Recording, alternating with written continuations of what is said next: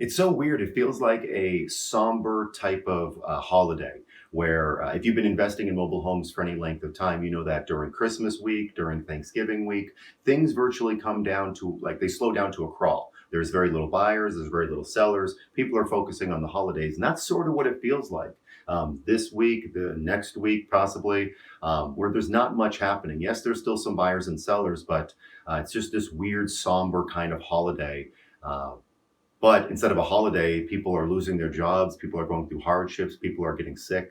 That's what I want to talk about on this video. What's happening now, changes that I've seen. There's a recent YouTube video I put out talking about the coronavirus, and already there's so many things that have changed. I want to talk about how to prepare yourself for some coming changes, and then what I see that could potentially happen in the near future. I don't have a crystal ball, but it could go one of a few different ways. And then also 6 months into the future, what does that look like? Let's talk about that. First things first, if you are in the industry, if you're in some sort of industry, firefighter, police officer, truck driver, hospital worker, I'm sure I'm forgetting a lot of other industries. But if you're in an industry that you still are working, you still are, providing for us, farmers, I hope.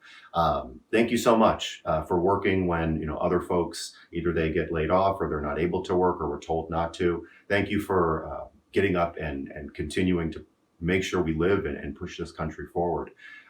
In the past couple days, since I made that YouTube video on the coronavirus and mobile home investing, a number of things have changed. And in reality, things will continue to change. This is a very kind of fluid event. I don't think any of us have really lived through. So if you go to mobilehomeinvesting.net/coronavirus, there will be the latest up-to-date information, because I'm not going to make a video like this every week. Instead, I'm going to try to post the latest of what's happening, goods, bads, what we're seeing in the field from all around the country. And this is so interesting that and interesting might not be the right word, but it's so, there's a lot going on and we're all experiencing this, not just in one state, but all around the country and all around the world. I mean, such a global event. But here in the United States, that we're kind of all seeing this together. I can put out a video and it's not just for one region of the country. We're actually experiencing this and going through this all together. Changing a number of things and potentially changing a number of things moving forward. So let's see the changes since that last video that I put out, which was less than a week ago, I believe.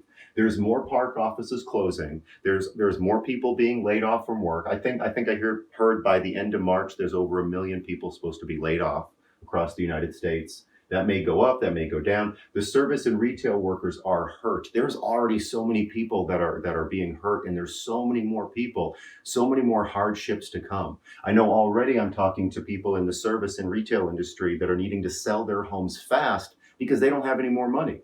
They've lost their jobs. They need to sell their biggest asset, which is their mobile home, to get money, and they're willing to sell it at very inexpensive prices.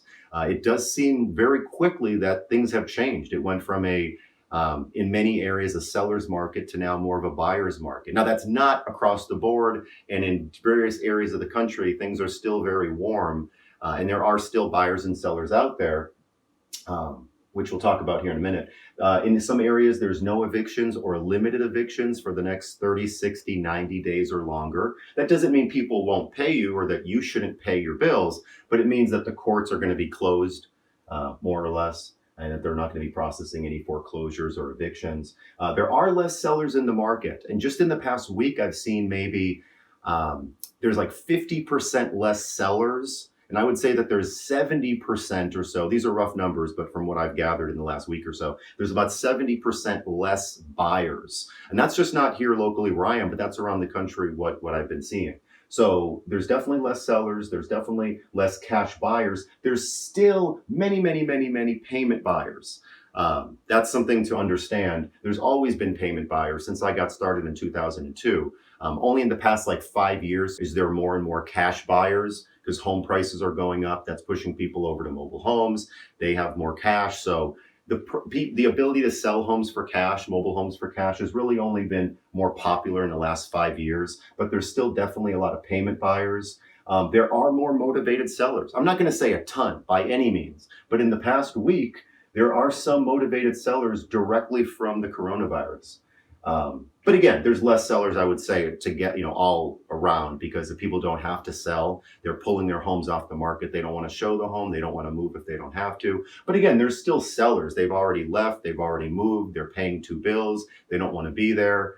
So there's definitely still sellers, and there's definitely still cash buyers, but there's just less. Schools are being closed around the country. By the time I'm, recording this, or in another week, all schools around the country may be closed, forcing parents to find other ways to, care for their kids or to watch their kids. Then again, the government has ordered some places to stay home. Non-essential, personnel can stay home. So we're kind of forced to be, home. I don't think I'm telling too many people too much, anything new here. But these are huge changes that have happened that are causing a ripple effect across the economy. And more so, how does that affect home prices? And looking ahead, let's talk about how to prepare. If you are holding mobile homes, if you're already holding a mobile home, you will experience more defaults to come. I don't think it's a question of if, it's not even a question of when. April 1st is coming up. That's when most rents are due. That's when most home payments are due. Whether you're renting a mobile home, you're selling it on payments.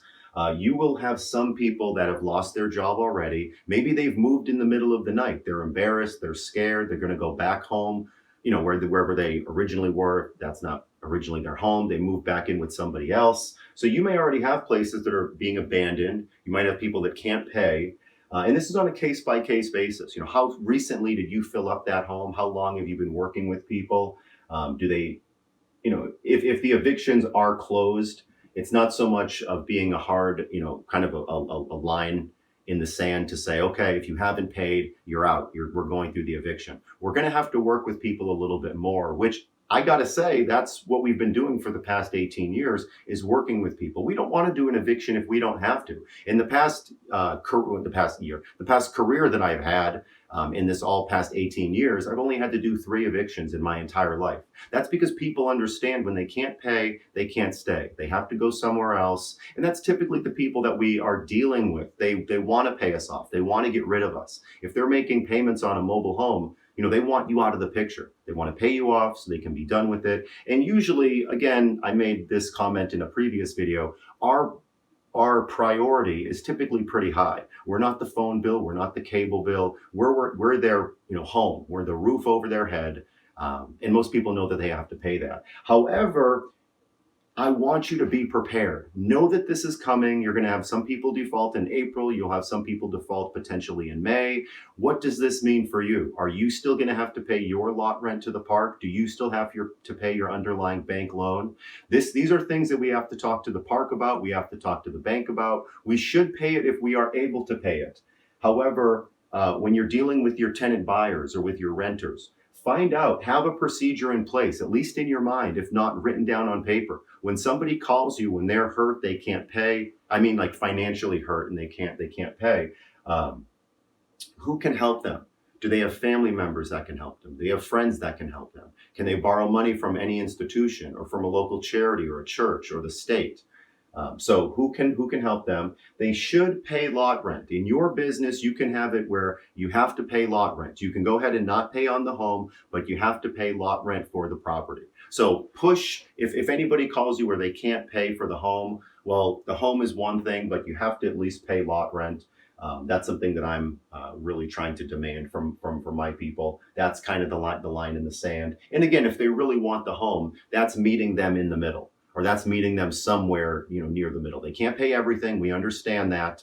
So you'll at least have to pay the lot rent. And then the back amount that they didn't pay, well, are you going to put that on the back end of what they owe you? Are you going to charge them a higher monthly payment in the future? Realize that if we're selling, we are typically selling to folks that are typically a little bit lower income. They might be living paycheck to paycheck.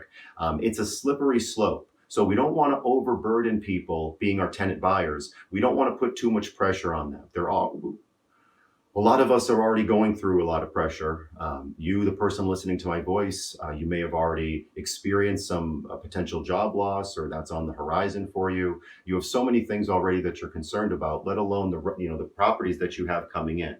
We have to work with people. We want to work with people that have shown that they're willing to pay when they have jobs. But if they don't, if they're not able to work, they at least need to pay lot rent. Very important. And then that way you can push back the money that they owe you. You can go ahead and wipe that off for 30 days, 60 days. Maybe they don't have to pay, but they will pay that back. And you can put that on the back end, or they can charge a higher amount. I would say proactively call your tenant buyers. That's what tenant buyers TB stands for. Proactively call your tenant buyers and find out, are they going to have the ability to pay? What's going on? Are they okay? Are they feeling all right? What about their family? Do they have the intention of staying next month? Will they be paying? What about the month after that? Please keep in touch. Let your tenant buyers know. They should already know this. They should always know they can call you if they have any questions, and that bad news is better than no news. They should not avoid telling you bad news. If they need to tell you something, make sure there's an open dialogue there where your tenant buyers can always communicate with you. And then I would say in the future, be ready to buy. Be ready to buy homes. We'll talk a little bit more about this, about what might be coming in the future. But there's going to be a lot of people that just didn't see this coming. Folks in mobile homes may typically be paycheck to paycheck. And when one thing happens, it's just a snowball, or can be a snowball. That's what the government's trying to work against, and the different stimulus packages. But ultimately, I do think that there will be people that do get in trouble, it's already happening, and they do need to sell quickly. It'll be really interesting to see whether this changes the entire country from a seller's market to a buyer's market. I know all around the country it wasn't a seller's market, but if it just changes a lot of things around the country from a seller's market to a buyer's market, and if it does, for how long.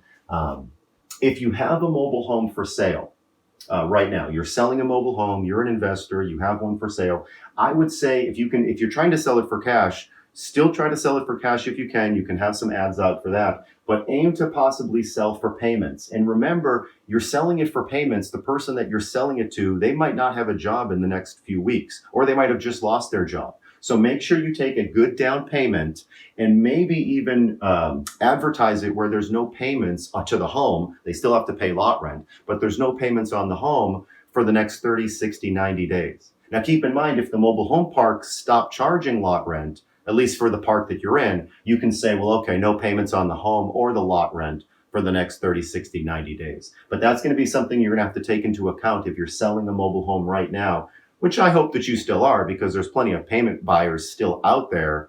Granted, we're all sort of trying to keep 6 feet away from each other, and it's a little bit weirder, kind of, getting close to each other sometimes. In some areas of the country, it's more of a concern, it seems, than in other areas of the country. It seems like it's not a concern.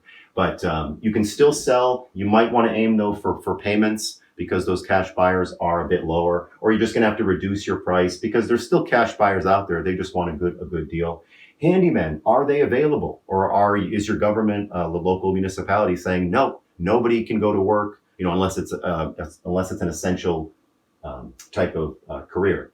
You can do the work yourself. If the stores are open, you might have to be patient and just sit on a property an extra 30 days. These homes will sell, especially if you're selling on payments. If you purchased it right, the home will sell. It might take an extra month or 2 or 3 to get your money back, but it will sell, so be patient. And then also you can sell the home as is. If that's a potential, you don't have to do the rest of the repairs that you were planning to do. Maybe you can sell it as is. We can talk about that, and we should be. If you have any questions, reach out to me as usual. And more defaults. Like I said before, be prepared, have a plan. Also, it'd be wise to have a buyer's list lined up, a buyer's list for cash, a buyer's list for payments. This is something that you should already sort of be evolving and having done. If you don't, you can start developing that, because you will most likely have some people defaulting. And then also, is this going to turn into a buyer's market? And again, I kind of want to just point out, from 2002, when I got started, and probably before, to 2014, cash buyers in most areas were few and far between. So is it going to push us back to a timeline of where we were somewhere around here, which is fine. I mean, I will go happily back to any of those years, even during the recession of 08, 09, gladly go back to there, because as long as there's buyers and sellers, when we're dealing with mobile home folks, it's typically paycheck to paycheck, and people are getting themselves into various sorts of different situations where they need to sell. Granted, this coronavirus has just thrown thrown gasoline onto that fire of people that we're sort of paycheck to paycheck and dancing on this like, pencil edge of, I have enough money to pay the bills, but then not enough to do almost anything else. When they lost their job, that's just so many people now that are tumbling off of that, dancing on that point. Now they're tumbling down. And as investors, we're not just here to, buy people's homes and then help or sell them. We are here to do other things. We can certainly provide education to people. We can provide other sources of how people can sell. They can sell themselves. They can market it better. They can sell on payments. They can do a handful of other things. We can help people sell as well. We can purchase the home. We can give them payments. We can do other things to pay people more money than what they thought that they might have gotten. I mean, if they can't afford their home, that's one thing. They don't need to lose it. They don't need to lose their credit. They don't need to have a bad experience, and we can at least be, a sense of sort of authority and help to these sellers. So there's going to be a lot of people out there. There will be a lot of pain out there, and I don't want to be doom and gloom at all, because there's going to be so many people that don't even feel it at all, and it's such a weird, dichotomy of the of people out there, that some people are just going to be, this is going to tear people apart, this coronavirus and this economic downfall, and then other people, it's going to be a blip on their radar.